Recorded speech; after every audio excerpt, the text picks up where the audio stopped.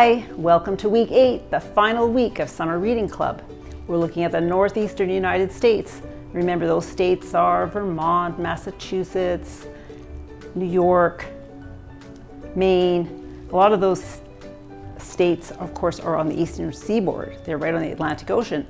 So water sports are a thing there, especially sailboating. New England is very rich in maritime history. There's a lot of industry that went on there, whether it was whaling or shipbuilding.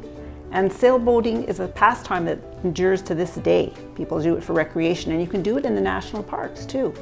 In fact, that Acadia National Park in Maine has quite a lot of recreational areas for that very purpose.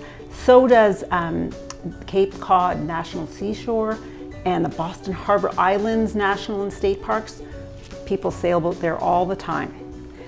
We're going to make a sailboat that you can, a little toy one of course, so you can float in your tub, sink, swimming pool.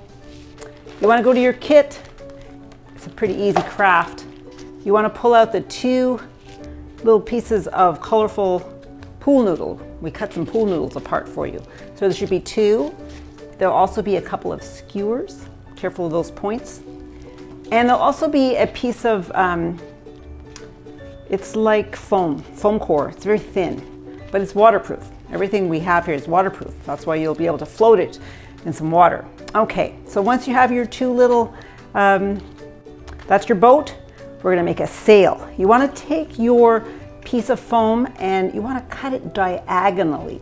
So from corner to corner.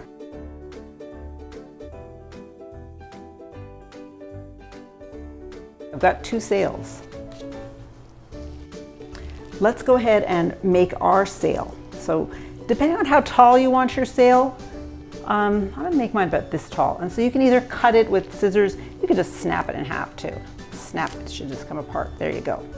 What I've done is left the pointy part at the top. So let's see, we're gonna anchor it in the pool noodle, the styrofoam. Give it a pretty good anchor there. Then you're gonna take one of the sails that you cut and we're gonna put it right about there. That should do it. So let's put a little hole near the bottom and maybe a little hole near the top, right in the tippy corner. And then we're gonna put our sail onto our mast. This would be the sail and this would be called a mast. I'm gonna slide it down and I'm going to put the other part like so.